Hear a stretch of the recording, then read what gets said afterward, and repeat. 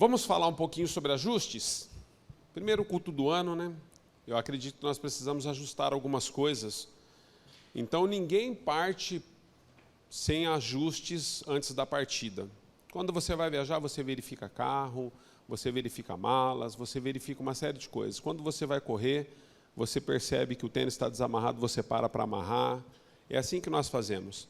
Se você não entende a questão dos ajustes, talvez hoje seja um bom dia, uma boa noite para você entender isso. Porque nós estamos no primeiro culto do ano, e nesse primeiro culto do ano, nessa semana, eu acredito que muitos fizeram reflexões profundas. Existem muitas coisas em 2024 que você desejou fazer e não conseguiu, e outras tantas que você se lembrou de ter feito que não deveria. Você já deve ter se arrependido de algumas. Porque nós iniciamos o ano assim, cheio de sonhos, cheios de projetos, querendo acertar. Nós, como humanos, né, como cristãos principalmente, nós temos muito, né, essa posição de reflexões.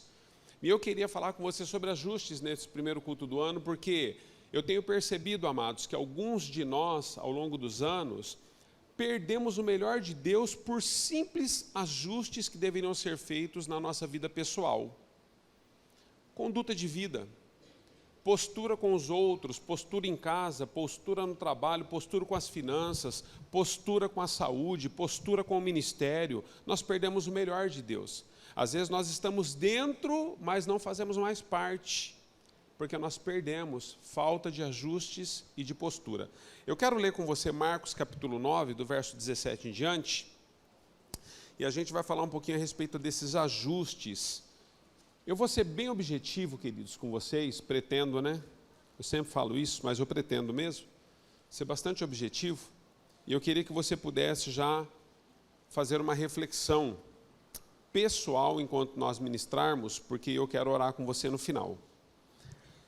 Estamos juntos? Amém? Vamos lá. Diz assim, verso 17 de Marcos, eu estou lendo na Almeida, revista e corrigida, diz assim: E um da multidão respondendo disse: Mestre, trouxe-te o meu filho, que tem um espírito mudo, e este, onde quer que o apanha, despedaça-o, e ele espuma, e range os dentes, e vai secando. E eu disse aos seus discípulos que o expulsassem, e não puderam. Ele respondeu-lhes, disse: Ó geração incrédula, até quando estarei convosco? Até quando vos sofrereis ainda? Trazei-mo. E trouxeram-lhe, e quando ele o viu, logo o espírito o agitou com violência, e caindo o endemoniado por terra, revolvia-se espumando, e perguntou ao pai dele: Quanto tempo há que lhe sucede isto? E ele lhe disse: Desde a infância. E muitas vezes o tem lançado no fogo e na água para o destruir. Mas se tu podes fazer alguma coisa, tem compaixão de nós e ajuda-nos. E disse-lhe Jesus: Se tu podes crer, tudo é possível ao que crê. E logo o pai do menino, clamando com lágrimas, disse: Eu creio, Senhor, ajuda a minha incredulidade. E Jesus, vendo que a multidão concorria, repreendeu o espírito imundo, dizendo-lhe: Espírito mudo e surdo, eu te ordeno, sai dele e não entres mais nele. Amém? Eu quero falar sobre alguns pontos com você, não serão muitos, talvez 2, 3 no máximo, mas eu quero refletir a respeito das nossas transferências e dos ajustes que nós precisamos fazer na caminhada e na vida cristã. Primeira coisa que eu quero que você entenda: existe algo a ser feito. Se você é dado as anotações, anote isso, existe algo a ser feito. Quando nós estamos no texto de Marcos, capítulo 9, um pouco antes, se você iniciar lá no verso 1, você vai ver que Jesus está no monte junto com os seus discípulos, alguns deles, e ele vai para o monte da transfiguração. É aquele momento da transfiguração onde Jesus resplandece diante de Pedro e dos discípulos, e Moisés e Elias estão no monte com Jesus. Quando Moisés e Elias e Jesus estão no monte, os discípulos estão ali, Pedro fica impressionado com esse momento. Pedro falou: rapaz, que lugar é esse? Verdadeiramente nós estamos diante da glória de Deus. E Pedro fala assim: Jesus, Senhor, façamos 3 tendas para nós aqui. Uma para Elias, uma para ti, uma para Moisés. E a gente quer ficar por aqui. Jesus, conversando com os discípulos, ele olha para Pedro e fala: Pedro, você não está entendendo nada, filho. Em outras palavras, Jesus começa a dizer algo para Pedro mais ou menos assim: Pedro, tudo isso aqui é uma maravilha. É tão bom quando nós estamos dentro da igreja, é tão bom quando nós estamos reunidos junto com os irmãos, é tão bom quando nós estamos refletindo sobre as coisas do alto, na presença de Deus, desfrutando da glória. Mas deixa eu dizer algo para você, Pedro, a gente precisa descer, porque lá embaixo existem muitas coisas a serem feitas ainda. Você já passou por momentos assim? Existem momentos que você está no culto, você não sabe se o céu desceu ou se a igreja subiu? Quantos já passaram em momentos assim? Às vezes a presença de Deus no nosso meio, ele é tão palpável, queridos, ele é tão palpável, às vezes na célula, às vezes num tempo de oração, de vigília, de entrega, às vezes num tempo onde você está sozinho no seu quarto, porta fechada. Deus visita de tal forma você, a glória de Deus te envolve de tal forma que você não quer mais sair daquele lugar.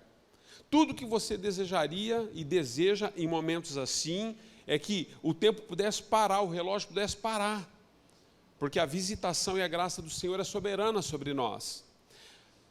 Mas a mesma coisa que acontece nesse texto que nós lemos é a mesma que acontece conosco nos nossos dias. Nós precisamos descer do monte muitas vezes, queridos. E nós precisamos entender que ao sair de um momento de glória na presença de Deus, a primeira coisa que nós vamos encontrar lá fora são as dificuldades e as tempestades que nos cercam. Primeiro ajuste, então, que nós precisamos entender na nossa vida: algumas coisas precisam ser feitas. Quais coisas, pastor? Uma delas é nós estarmos preparados, nos ajustar com a palavra, com a vontade e com a posição que Deus tem para nós, para enfrentarmos o que deve ser enfrentado quando nós saímos da presença de glória nos montes que vivemos. Às vezes nós somos cheios, porque algumas pessoas oscilam tanto. Eles estão assim resplandecentes, soltando raio pelas mãos, vivendo tudo e todo o propósito e toda a alegria que Deus tem para eles. E aí você encontra com eles no outro dia, parece que nem crente eles são. Parece que nem são cristãos. É da glória, não vou dizer, vou parar na terra, né? Vou parar na terra, é da glória para a terra.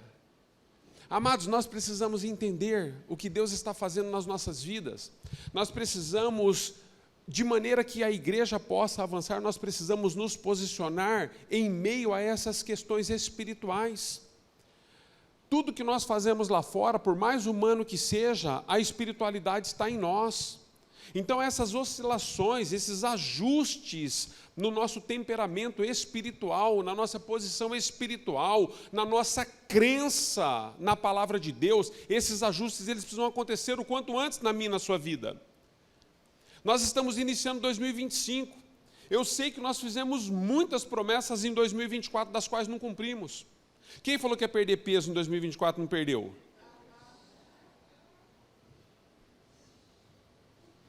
Quem falou que ia parar não sei com quem não parou? Quem falou que não ia mais clicar e continuou clicando? Nós fazemos isso, queridos. Nós negociamos os princípios, aquilo que Deus nos dá, aquilo que Deus nos coloca. Por quê? Porque quando nós estamos no Monte da Transfiguração, nós nos achamos os mais cristãos da face da terra, mas quando nós descemos e nos deparamos com a realidade da vida, aí deixa eu dizer algo para você, a vida ela é severa com muitas pessoas. Sabe por que ela é severa com muitas pessoas? Porque é a maneira que as pessoas encaram ela. A mesma vida severa pode trazer danos inúmeros para outras pessoas e eles conseguem passar por esses danos de boa.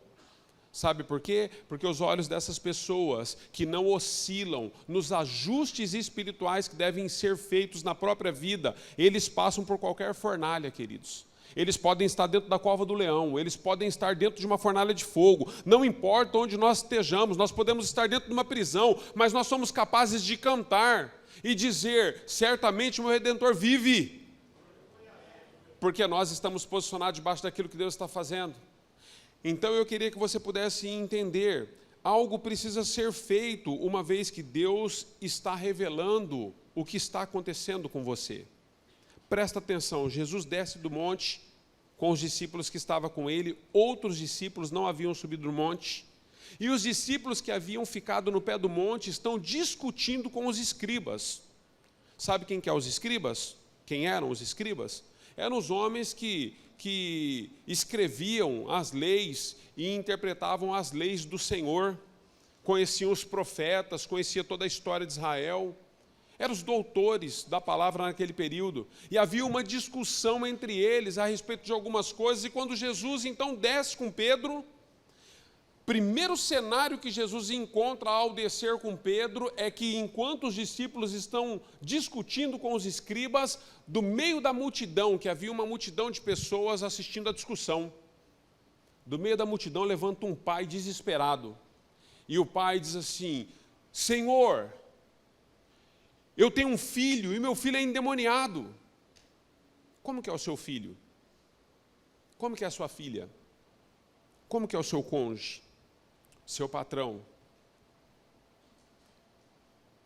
Seus amigos? Porque cá para nós, né, queridos? Nós temos alguns amigos que são endemoniados, né? Nós temos, é verdade. Só não ficam possessos. Mas eles têm problemas severos. Severos. Porque eles vivem mais no inferno do que no céu. E nos contaminam todas as vezes que eles podem tirar de nós a paz e a graça e o favor de Deus, mas nós insistimos com algumas coisas. E a primeira coisa que Jesus encontra, então, é um pai desesperado, dizendo: olha, Senhor, eu tenho um filho, ele tem um problema, o demônio pega ele, joga ele no chão, ele espuma pela boca. O menino é mudo, surdo, ele tem problemas, é espiritual. E eu quero chamar a atenção sua para esse momento, sabe por quê, queridos? Eu queria que você entendesse isso sobre ajustes. Jesus, quando é abordado por esse pai, diferente de mim e de você, que queremos dar respostas para tudo em todo momento, porque o cristianismo dos nossos dias quer ter sempre uma caixinha, né, de promessa, que dá os versículos melhores para a sua existência e sobrevivência. Quantos já abriram essas caixinhas de promessas? Você não tira um versículo que fala que você tem que ser discípulo. Você não arranca um versículo lá de dentro que fala que você tem que perdoar alguém. Todos os versículos que estão lá é porque você vai vencer, é porque o Senhor te abençoe e te guarde, é porque o Senhor é o seu pastor, nada te faltará, é porque luz, lâmpada para os meus pés é a tua palavra. Você não acha uma situação dizendo assim: morre, miserável. Não acha. Porque essas caixinhas de promessas são assim, elas não querem que a gente morra, elas querem manter o nosso ego inflado, elas querem nos colocar numa posição de autoajuda, numa mentalidade de: olha, vai dar tudo certo. Ei, deixa eu dizer para você, o tudo certo seu às vezes não é o de Deus, às vezes está tudo errado para você, mas Deus está olhando lá de cima e está dizendo: está tudo certo, porque esse é o meu caminho. Ah, mas eu não estou entendendo nada. Mas quem disse que eu e você vamos entender? Deus fica olhando e fala assim: mas não é para você entender mesmo, filho.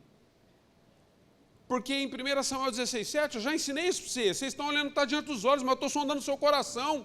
E eu sei que o seu coração ainda precisa de alinhamentos, de ajustes. E Deus está tratando conosco. E aí ele vê esse pai desesperado. E na nossa cabeça religiosa, humana, física que temos, sabe o que nós percebemos quando olhamos para esse contexto? Eu não sei se você já percebeu isso ao ler esse texto. O pai chega com o menino endemoniado, os discípulos já não deram conta do menino endemoniado, e Jesus vai bater um papo com o pai, o menino espumando aqui, estribuchando. Porque a Bíblia é clara, queridos. Diz que o menino, então, possesso de demônio, enquanto o pai trouxe ele a Jesus, assim que o menino viu Jesus, o demônio já manifestou e ele caiu e ficou espumando e endemoniado. E Jesus, lindo e pleno: queria conversar com o senhor. Quanto tempo o teu filho está assim? E Jesus vai desenvolvendo um diálogo com aquele pai enquanto o menino está estribuchando no chão. Na nossa mente humana, o que nós pensamos, querido? Se Jesus é Deus e Ele tem poder para expulsar o espírito que os discípulos não conseguiram, a primeira coisa que Jesus deveria fazer era libertar o menino. Liberta o menino, depois questiona o pai. Mas ele começou a sabatinar o pai, antes de libertar o filho. Já parou para prestar atenção nisso? Deixa eu dizer algo para você. Às vezes existem problemas que estão percorrendo e permeando as nossas famílias que não tem a ver com quem está sofrendo, tem a ver conosco. Existem ajustes na nossa família que nós plantamos e nós estamos colhendo. E se nós não ajustarmos de maneira adequada, nós vamos continuar colhendo dentro da própria família. Sabe por quê, irmãos? É 1 em 1 milhão quando o pai é um sem vergonha, um salafrário, um picareta, um pilantra. É 1 em 1 milhão quando o filho dá certo. É 1 em 1 milhão. Porque 99,99% dos filhos falam, cara, mas eu não tenho referência, eu não tenho direção, eu não tenho palavra. Quando a mãe é mentirosa, quando a mãe não presta, os filhos ficam à mercê daquilo que nós semeamos. E Deus está tratando com esse pai. O menino está endemoniado. E Jesus está questionando o pai. Então eu quero falar com você sobre outro ajuste. Quando esse pai chegou, como você chegaria diante de Deus se você precisa de um milagre, queridos? Nós aprendemos na igreja, teologicamente dizendo, que nós temos que nos apresentar diante de Deus quebrantados, humildemente diante dele. Mas esse pai já chegou acusando os discípulos. Ah, meu filho tem um problema e os seus discípulos nem pode fazer nada por ele. Jesus deu uma olhada naquilo assim e falou, você não está falando isso para mim, não é possível que você está me falando isso. A culpa é dos meus discípulos, então, que seu filho está endemoniado e não consegue tirar o demônio dele. É os meus discípulos que têm culpa. São os discípulos.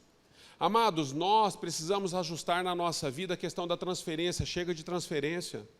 Não tinha a ver com os discípulos. O menino tinha um problema. Não tinha a ver nem com o menino. Lembra daquela situação, uma outra situação que Jesus também liberta? Quem pecou, ele ou os pais dele, para que ele ficasse assim? Aí Jesus diz, nem ele nem os pais pecaram. Isso aí está acontecendo para que o Pai seja glorificado nos céus. Mas nós transferimos, queridos. O Pai chega e, em vez de ele chegar de maneira humilde, ele chega dizendo, olha, eu estou esperando o Senhor descer aí porque os teus discípulos não deram conta de fazer, não deram conta de libertar. Aí Jesus faz uma pergunta para ele, ah, é? Então o problema é que os discípulos não conseguiram libertar, né? Então isso está acontecendo, os discípulos estão envolvidos nisso daí. Aí Jesus faz uma pergunta para ele, o menino está lá, espumando. Há quanto tempo, filho, acontece isso com a tua criança, com o teu garoto? Aí o pai responde assim, desde a infância. Ele fala, desde a infância o problema é os discípulos, que não conseguiram expulsar. O problema são os discípulos. Igreja, presta atenção em mim. Eu preciso muito da sua atenção. Tira essa capa que você tem de transferir para todo mundo os problemas que você está vivendo. Se você tem um problema de caráter, de maledicência, de falta de perdão, se você não presta, é problema seu. É você quem fala mal dos outros. É você quem mente para as pessoas. É com você. Não é por conta do pastor, por conta do líder, por conta da igreja. Amados, eu estou cansado como pastor, às vezes, de ouvir questões assim como esse pai está dizendo para o Senhor, dizendo os teus discípulos não. Discípulos não tem. Esquece, queridos. Esquece. Existe um problema dentro dessa família, e o problema que está dentro dessa família não tem a ver com quem está fora, é um problema familiar, é um problema pessoal. Nós temos problemas pessoais, nós precisamos encarar os nossos problemas de frente. Nós estamos começando 2025 com uma palavra dura, sabe por quê? Porque existe um momento que o Espírito cansa de ouvir tantas desculpas na igreja. Amados, nós não prestamos, a começar por mim, esse que vos fala. Nós somos problemáticos, nós temos pecado, eu peco, você peca, nós desapontamos a Deus, mas existe alguns e algumas pessoas que entenderam o sacrifício da cruz, a entrega do nosso Senhor Jesus no Calvário, e essas pessoas se tornam pessoas melhores, sabendo que poderiam continuar na mesma condição, elas se posicionam para serem transformadas pelo processo de santificação. Santifica-te. É tempo da igreja se santificar, queridos. Quanto tempo você acha que a igreja tem na terra? Nós não sabemos. Nós temos visto todos os dias as profecias bíblicas se cumprirem. Nós não sabemos se temos dias, horas, meses, anos, séculos, milênios, nós não sabemos, mas uma coisa eu sei. Mesmo que a igreja ainda tenha 1 milênio na terra, 2 milênios na terra, eu sei que eu não vou viver 2 milênios, muito menos 1. Ele pode me chamar agora. Ele pode me chamar a hora que acabar esse culto. Ele pode me chamar amanhã. E eu quero estar com as mãos limpas diante de Deus. Então, queridos, eu não ponho a desculpa em ninguém. Eu sei quais são as minhas limitações e quais são os meus problemas. E eu tenho entendido isso. Aquele pai está dizendo, foram seus discípulos que não conseguiram. Deixa eu dizer, você não está conseguindo. Mas Deus está dando uma oportunidade nesse culto para nós, para você conseguir hoje.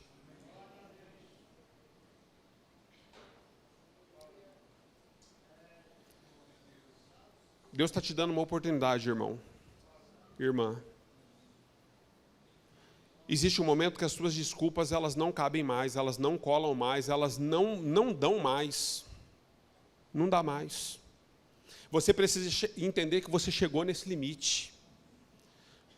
Nós não enganamos mais as pessoas que estão à nossa volta, elas já aprenderam a nos ler, a nos entender, a nos perceber, a nos discernir. Não é o teu filho. E o menino continua lá endemoniado.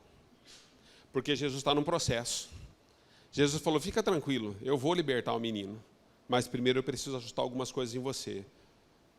Pai, se ele está assim desde a infância, por que só agora você procurou a Deus? Ah, pastor, mas o senhor não pode afirmar isso, porque não tem relatos de que ele não buscou Deus antes. Amados, a mão do Senhor, ela não está encolhida para que Ele não possa abençoar os seus, a sua boca não está tapada para que Ele não possa responder os seus olhos não estão fechados para que Ele não possa nos enxergar, a palavra nos diz isso. Então deixa eu dizer para você, se Ele buscou Deus antes desse período do encontro com Jesus, Ele buscou de maneira errada. Buscou na religião e não buscou em Deus como pessoa. Porque todos os homens e todas as mulheres que encontram Deus como pessoa nunca mais transferem as responsabilidades deles para ninguém. Se ele está num processo de ainda transferir para os discípulos e para outras circunstâncias de que a culpa não é dele, ele se encontrou com uma religião. Talvez esse seja o problema da igreja dos nossos dias, nos encontramos com uma religião. Nós estamos mortos nos nossos delitos e pecados. E culpamos a igreja, dizemos que a igreja não cuida disso, não cuida daquilo, não cuida dos jovens, não cuida dos adolescentes, não cuida da música, não cuida disso, não cuida daquilo. Deixa eu dizer para você, a igreja vai muito bem, graças a Deus. Se você puder ajudar e não estragá-la, vai ajudar muito. Começar pela minha vida, queridos. Se Deus colocar nesse telão aqui, ó, agora, o que nós estamos fazendo fora dessas paredes aqui, a gente nunca mais volta aqui. Suas conversas de bastidores, as suas mentiras, porque é assim, muitos de nós somos disseminados. Falamos uma coisa para um, depois falamos outra coisa para outro, e depois falamos que não falamos nada. Pastor, o senhor está mandando recado? Não estou mandando recado, eu estou falando da igreja dos nossos dias. A igreja dos nossos dias perdeu o temor na palavra, perdeu o temor a Deus. A igreja dos nossos dias não está entendendo o que Deus está fazendo. Leva as coisas à brincadeira e acha que Deus é obrigado a ouvir, assistir e aceitar tudo. Por isso que fica no chão. A hora que eu disser que vai ser liberto, vai ser. Por enquanto, estribucha aí. Estou tratando com você, pai. Estou tratando com você, mãe. Estou tratando com você, irmão, irmã. Deus está tratando. Sabe por que Deus está tratando? Porque é o seguinte, Deus é grande de misericórdia. Naum capítulo 1, versículo 3. Deus é grande de misericórdia, mas o culpado ele não tem por inocente. Nós precisamos nos arrepender no primeiro dia do ano. Para mim isso é primícias, Rosângela. Sabe o que é primícias, irmã? É eu entrar o ano e parar de pôr desculpa em todo mundo. Parar de pôr culpa em todo mundo. Isso é primícia para mim. É eu entender a minha parte no processo, o meu erro no processo, a minha limitação no processo, quem eu sou diante de Deus, quem eu sou diante da igreja, quem eu sou diante da minha casa, quem eu sou diante dos meus filhos, diante do meu cônjuge. Pega o meu WhatsApp para vocês verem. Pastor, o senhor está enfadado com a igreja? Ao contrário, eu amo a igreja, queridos. Eu estou trazendo uma palavra porque Deus está dizendo que Ele quer nos corrigir. É isso que eu relutei a semana inteira e não consegui sair disso. Deus está corrigindo a mim porque é uma espada de 2 gumes. Antes de cortar aí, cortou aqui também. Deus está nos corrigindo como igreja. Nós desejamos ter um ano de vitória, mas nós queremos andar em derrota. Nós escolhemos andar em derrota, nós precisamos fazer ajustes. É tempo de ajuste na sua vida. Nós vivemos uma sociedade de igreja dos nossos dias que ninguém pode falar nada para você que você sai do ministério. Você muda de igreja. O que é isso, queridos? Onde nós estamos? O que é igreja?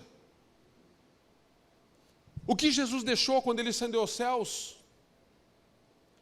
O desejo do coração de Deus é que haja uma família de discípulos na terra, homens e mulheres forjados pelo fogo.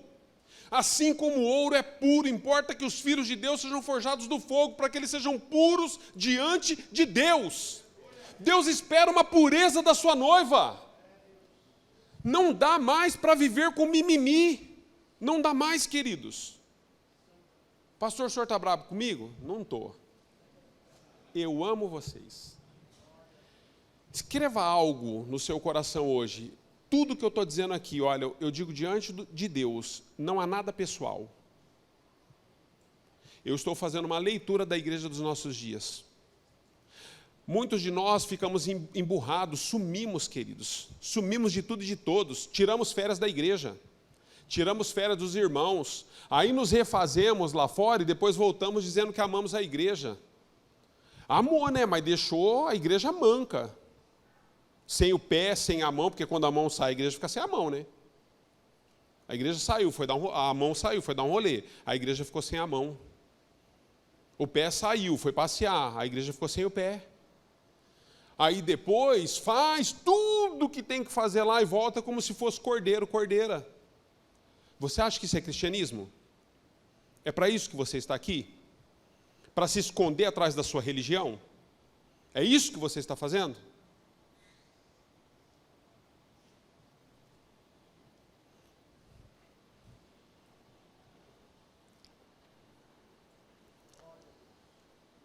Segundo ponto, participe.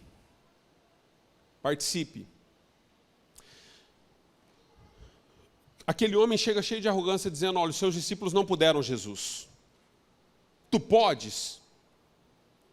Jesus falou, eu posso? Quer saber se eu posso? Eu estou resolvido. Mas eu quero saber se você crê. Agora é contigo de novo, porque eu estou ajustando você. O problema não está no seu filho. Volto a dizer para você, o problema está em você. Eu posso, você crê? Amados, nós oramos por tantas coisas na igreja ao longo dos anos, oramos por pessoas que nós amamos, oramos por família que nós desejamos ver no nosso meio, e quando a família está conosco, a gente começa a descer a lenha nela. Demorou tanto para chegar aqui, agora chega aqui e você fica apontando o dedo. Por quê? Porque uma pessoa que está num processo de conversão e ele está iniciando na caminhada cristã, ele está aprendendo tudo de novo. Ele está vindo da estaca zero. Aí a primeira deslizadinha que a pessoa dá em coisas banais, você já manda o dedo na cara da pessoa. Uma pessoa que você orou tanto para ela estar aqui, para ela estar no corpo. Por que nós somos assim? Sabe por quê? Porque nós nem cremos naquilo que nós oramos e pedimos. Nós pedimos tanto, quando acontece a gente não crê. A gente acredita que o que a pessoa está vivendo é só um verão, é só um barulho, é só um passar de chuva. Meu Deus está fazendo uma obra, Ele está iniciando uma obra nas nossas vidas do zero. Nós precisamos crer na obra de Deus e do Espírito Santo, naquilo que Ele está fazendo através do que oramos, através da entrega que demos. Você precisa acreditar nas pessoas que Deus está levantando. Você precisa participar disso. Jesus está dizendo, eu posso mudar o seu cônjuge. Você crê? Você quer participar disso? Eu posso tirar o seu filho dessa situação. Você crê? Eu posso mudar as suas finanças. Você quer participar disso? Porque nós queremos uma vara de condão, né? Estamos devendo milhões para o banco porque fizemos um monte de besteira, aí a gente quer aqueles... Porque a gente fica nessas... Impressionante, né, o Instagram, né? A gente fica nessas mídias, assim... E os testemunhos são mais ou menos assim. Já ouviu algum assim? Rapaz, Deus me abençoou. Eu fiz um voto, um sacrifício, e eu coloquei tanto na presença de Deus no altar, e aí apareceu 60 mil na minha conta. Ah, irmão.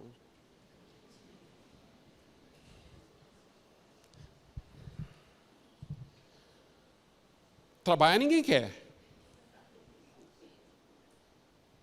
Deus pode fazer isso? Deus pode fazer, mas é atrás disso que você está correndo? É atrás disso que nós corremos, queridos? Será que é para isso que Deus levantou a igreja? Se eu fizer uma pergunta para você, assim, para você responder para mim em 15 segundos, para que Deus levantou a igreja? Você deve ter respondido aí. Se você não respondeu em 15 segundos, você não sabe nem para que você existe como igreja. Deus tem um propósito com o Evangelho, queridos. É salvar aqueles que ainda não foram alcançados.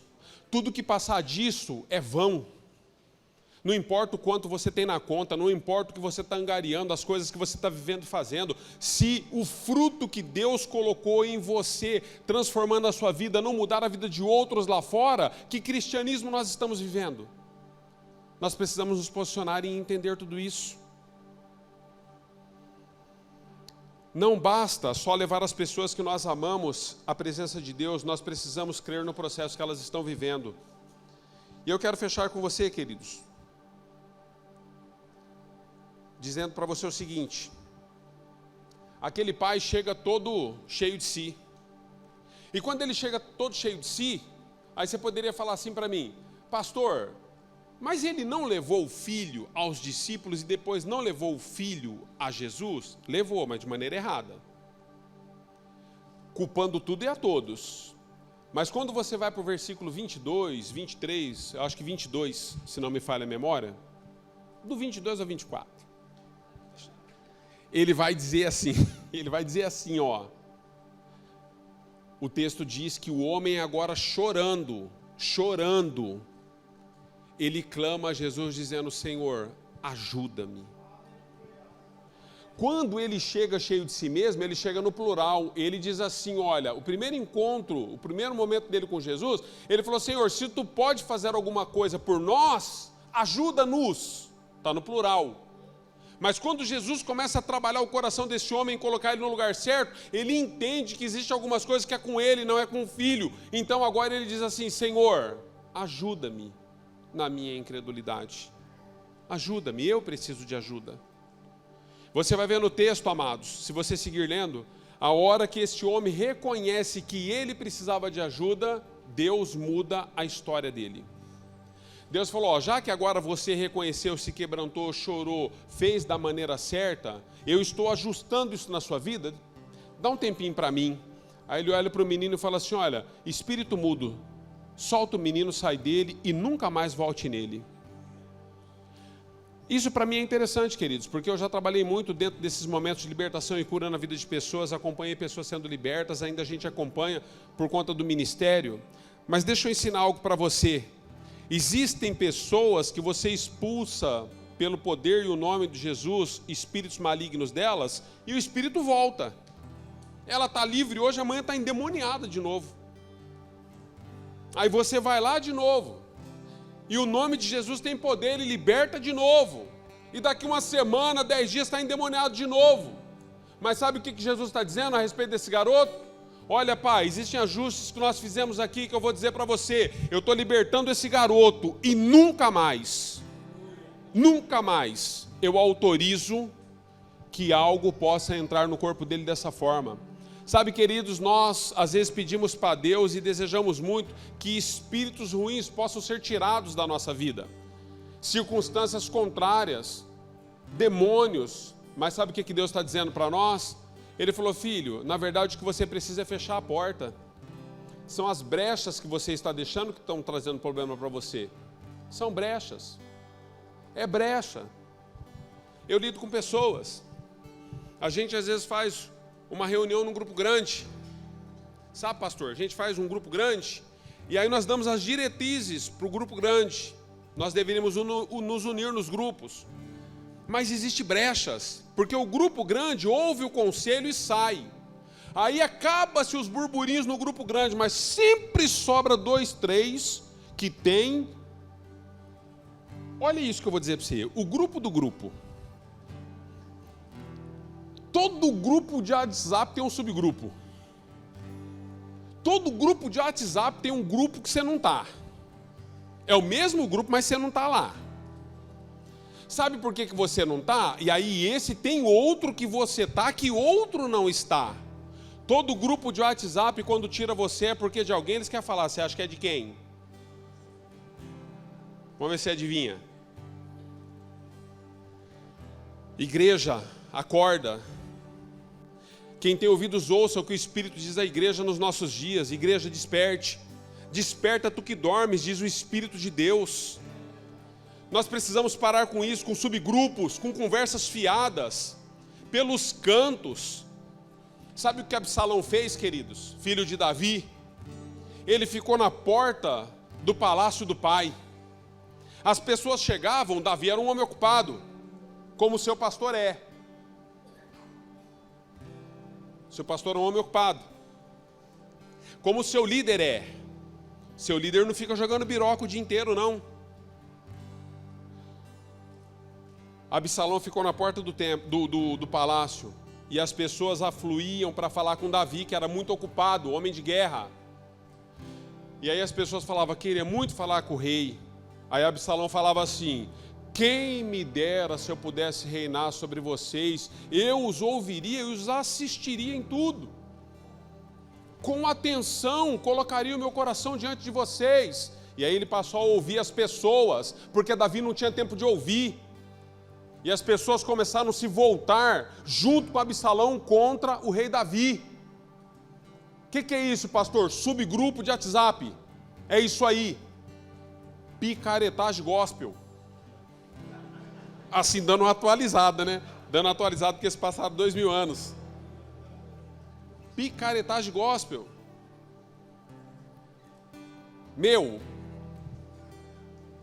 Quero muito abençoar a sua vida. Mesmo com essa palavra dura, sabe por quê? Porque eu sou um homem que tenho tomado muitas decisões ao longo dos anos liderando na casa de Deus e participando como filho na casa de Deus. E a cada ano que passa eu tomo uma decisão nova. E a cada circunstância que a gente enfrenta eu tomo algumas decisões. Eu me lembro de uma reunião que eu fiz com um dos grupos aqui da igreja. Esse grupo estava me dando muito trabalho. Muito, irmão. É que vocês veem aqui, é tudo lindo, né? Não parece o céu isso aqui? São 16 ministérios funcionando, eu queria que você viesse aí um dia. Deixa eu dizer para você, irmão, todo mundo tem bafo quando acorda de manhã.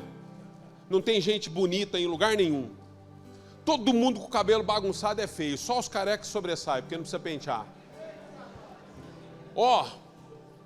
Esse grupo estava me dando um trabalho, irmãos, fiz uma reunião com eles aqui no templo, Falei assim, irmãos, deixa eu dizer para vocês em amor, eu faço uma aliança com vocês. Aliança. Qualquer um de vocês que me procurar daqui para frente, porque eu estava cansado de um falar mal do outro.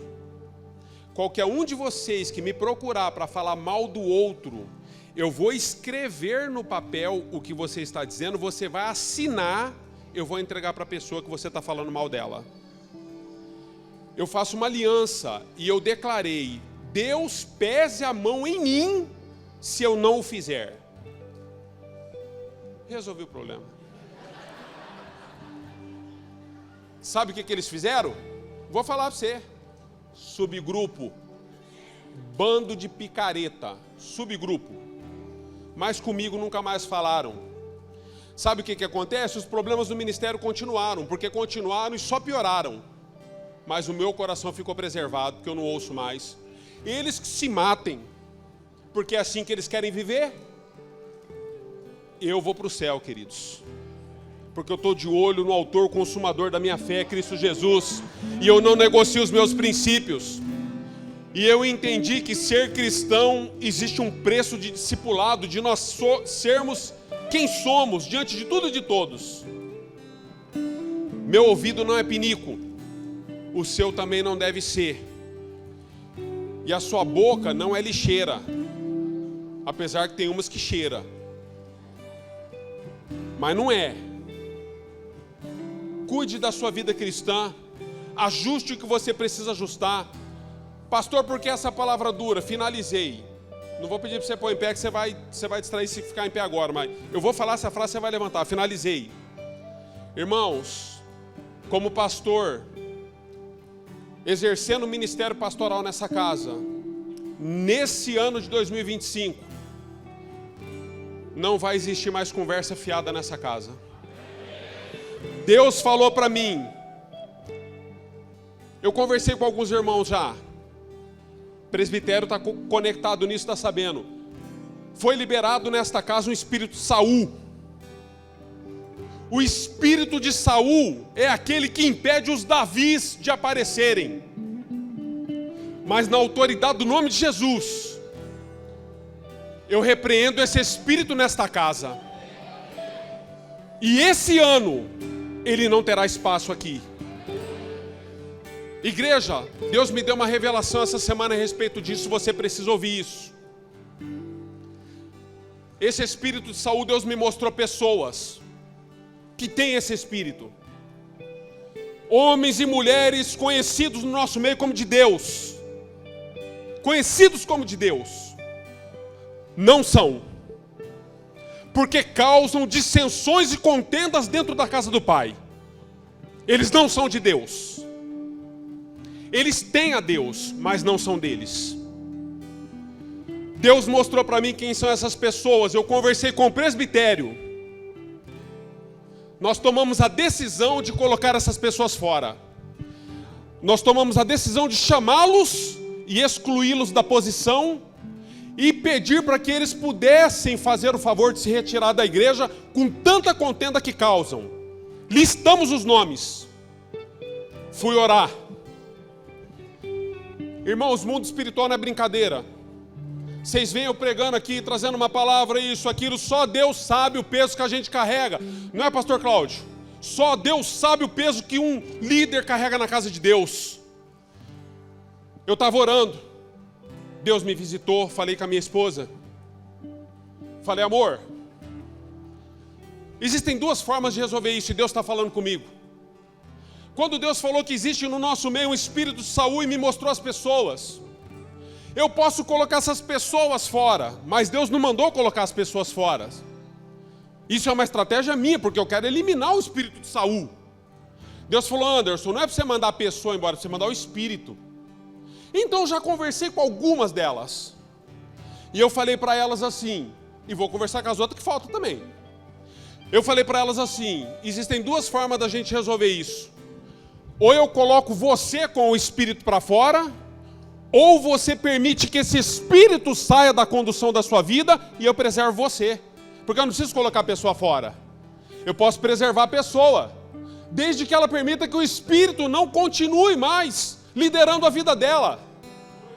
Porque em 2025, amados, não vamos aceitar espírito de Saul nessa casa, nem de Absalão, nem qualquer outro espírito contrário nessa casa, seja quem for, irmãos. Seja quem for. Nós estamos dispostos a trabalhar o dobro, o triplo, se nós ficarmos com equipe reduzidas. Seja qual for o ministério. Nesse ano, é um ano onde Deus está trazendo o arado nas mãos.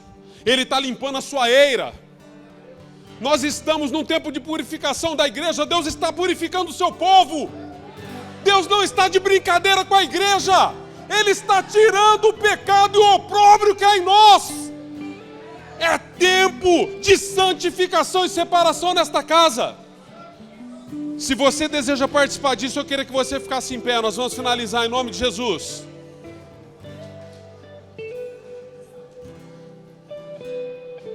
Eu amo vocês. Igreja, não é nada pessoal. Eu amo todos vocês. Mas eu queria que você entendesse que nós estamos lutando contra um espírito.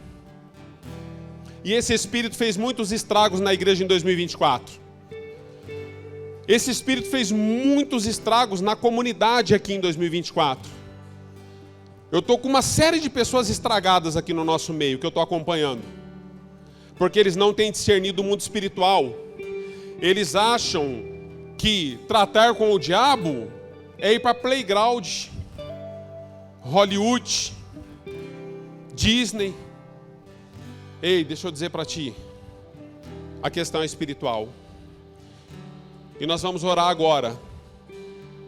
E na autoridade do nome de Jesus, 2025 é um ano onde Deus vai limpar as nossas vidas e nos purificar. Eu queria que você fechasse os teus olhos e que você começasse a orar. Esquece banda, esquece tudo, vamos orar.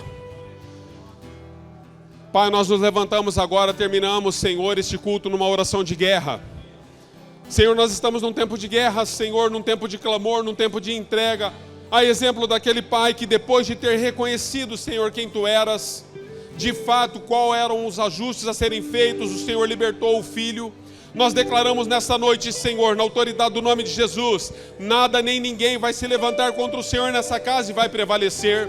Pai, nós estamos lutando contra principados e potestades e muitas pessoas estão negociando, muitas pessoas não se ajustam, muitas pessoas estão permitindo que os espíritos malignos continuem dentro da sua vida, dentro das suas casas, e eles têm trazido isso para dentro da igreja, e nós declaramos na autoridade do nome de Jesus, uma legião de anjos acampados nesta casa. Todo espírito de divisão, de maledicência, de mentira, de engano, todo espírito contrário à Tua palavra, nós declaramos hoje como igreja, na autoridade do nome de Jesus, nós rechaçamos eles e nós declaramos como o Senhor disse àquele garoto, nunca mais ele volte nas nossas vidas, porque nós somos lavados e remidos, libertos pelo sangue de Jesus. Pai, nós Te louvamos pela Tua libertação, pela Tua graça, pelo Teu favor. Senhor, que a Tua casa seja uma casa de destino, uma casa de bênçãos, uma casa de graça, de favor, de santidade. Nós declaramos nesse ano, Senhor, em nome de Jesus, a quem nós dizemos amém como igreja e amém. Aplauda ao Senhor em nome de Jesus. Que o Senhor te abençoe e te guarde. Que o Senhor resplandeça o rosto dele sobre ti, que ele te dê a paz. Que o Senhor possa te levar essa semana a uma reflexão mas tão profunda, que Ele possa mudar você de dentro para fora. Assim nós despedimos você debaixo da bênção do Senhor sobre todos os aspectos e sobre tudo aquilo que o Senhor está fazendo. E que nesse ano de 2025 você se torne um discípulo, uma discípula do Senhor. Eu declaro sobre a sua vida, você não será mais um endemoniado, uma endemoniada. Você não será mais um seguidor, uma seguidora. Mas eu despeço você debaixo da bênção do Espírito Santo, declarando que em Cristo você é mais que vencedor, mais que vencedora. Uma excelente semana para todos. Deus os abençoe em nome de Jesus.